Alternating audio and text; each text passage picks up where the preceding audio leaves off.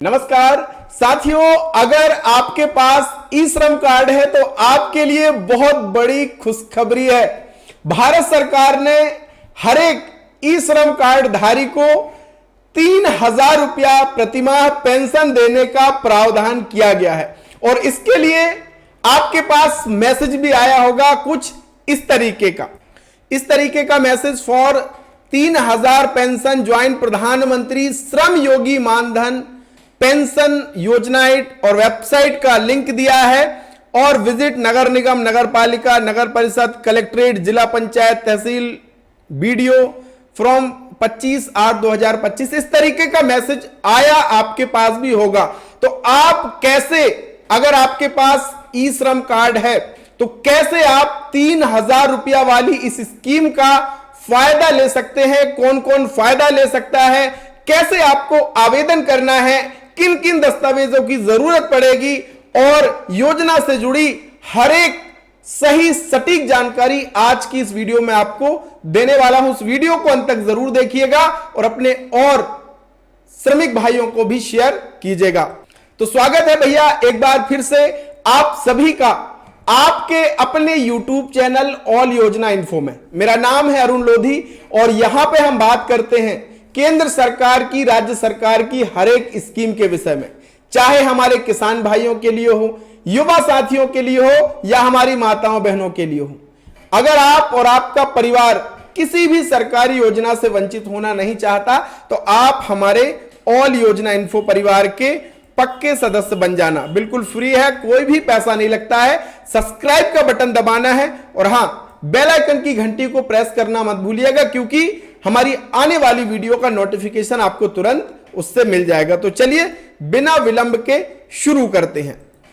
दोस्तों, ई श्रम कार्ड बनाने का भारत सरकार का एक उद्देश्य था कि हमारे जितने भी असंगठित क्षेत्र के श्रमिक बंधु हैं उनका एक डेटाबेस तैयार हो सके और उन्हें एक यूनिक पहचान मिल सके ताकि सरकार की जो भी कल्याणकारी स्कीम है सीधे उन असंगठित श्रमिक भाइयों तक पहुंचाया जा सके। और अब इसी क्रम में जितने भी ई श्रम कार्डधारी हैं उनको प्रधानमंत्री श्रम योगी मानधन योजना से जोड़ा जा रहा है। अब चलिए हम जानते हैं कि यह प्रधानमंत्री श्रम योगी मानधन योजना क्या है, इसके लिए कैसे आप आवेदन करेंगे, क्या पात्रता इसके लिए है, पूरी चीजें हम विस्तार से जानते हैं। तो इसके लिए मैं आ जाता हूं ऑफिशियल वेबसाइट जो कि श्रम एवं रोजगार मंत्रालय भारत सरकार की वेबसाइट है और यहां पे प्रधानमंत्री श्रम योगी मानधन योजना की पूरी जानकारी मिलती है। यहां पे अभी तक आप देखेंगे 46,39,662 भाई बहनों ने इसके लिए आवेदन कर दिया है। भारत सरकार ने असंगठित श्रमिकों के लिए वृद्धावस्था सुनिश्चित करने हेतु प्रधानमंत्री श्रम योगी मानधन योजना नामक पेंशन स्कीम शुरू की है और इस योजना का उद्देश्य हमारे जो श्रमिक भाई हैं, जैसे कि श्रमिक जो हैं रेहड़ी पटरी वाले, मध्याह्न भोजन श्रमिक, सिर पर बोझा ढोने वाले, ईंट भट्टा में काम करने वाले श्रमिक, मोची कूड़ा बीनने वाले, घरेलू कामगार, धोबी, रिक्शा चालक, भूमिहीन मजदूर, स्वयं खाता श्रमिक, कृषि श्रमिक, निर्माण श्रमिक, बीड़ी श्रमिक, हथकरघा श्रमिक, चमड़ा श्रमिक, इस प्रकार के जो असंगठित क्षेत्र में काम करने वाले हमारे भाई बहन हैं उनका वृद्धावस्था का जो जीवन है वो बड़ा आनंदमय बीते और उन्हें हर महीने एक सुनिश्चित पेंशन प्राप्त हो सके, इसलिए इस स्कीम को शुरू किया है और ये सभी भाई बहन इस योजना का फायदा ले सकते हैं। इस योजना में अगर आप जुड़ना चाहते हैं तो आपकी आयु 18 से 40 वर्ष के बीच होना चाहिए। आप कर्मचारी राज्य बीमा निगम या भविष्य निधि संगठन यानी ईपीएफओ के अंतर्गत कवर नहीं होना चाहिए, साथ ही आप आयकर दाता भी नहीं होने चाहिए। अब इस स्कीम के फायदे आपको जानना बहुत जरूरी है। सबसे पहले तो यह एक स्वैच्छिक और अंशदायी पेंशन योजना है जिसके तहत ग्राहक को निम्नलिखित लाभ प्राप्त होंगे। न्यूनतम सुनिश्चित पेंशन। प्रत्येक प्रधानमंत्री श्रम योगी मानधन योजना से जुड़ने वाले हितग्राही को 60 वर्ष की आयु पूर्ण करने के बाद भारत सरकार की तरफ से प्रतिमाह 3,000 रुपए की न्यूनतम सुनिश्चित पेंशन मिलेगी।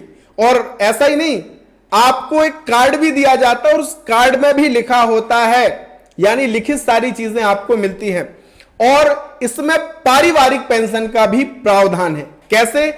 पेंशन प्राप्त करने के दौरान यदि किसी ग्राहक यानी जो भी लाभार्थी है उसकी मृत्यु हो जाती है तो लाभार्थी का पति पत्नी द्वारा प्राप्त पेंशन का 50% पेंशन पारिवारिक पेंशन के रूप में पाने का हकदार होगा। मान लीजिए किसी श्रमिक ने अपना प्रधानमंत्री श्रम योगी मानधन योजना में रजिस्ट्रेशन कराया। अब पेंशन प्राप्त करते समय भगवान न करे उसकी अगर मृत्यु हो जाती है तो उसकी आधी पेंशन यानी 1,500 रुपया उसकी पत्नी को प्राप्त होने लगेगा। यानी आपके साथ साथ पारिवारिक सुरक्षा भी इसमें मिलती है। अब इस योजना का फायदा लेने के लिए आपको अपनी आयु के हिसाब से पैसा जमा करना होगा, अपना अंशदान देना होगा। जितना पैसा आप जमा करेंगे उतना ही पैसा केंद्र सरकार की तरफ से भी जमा किया जाएगा।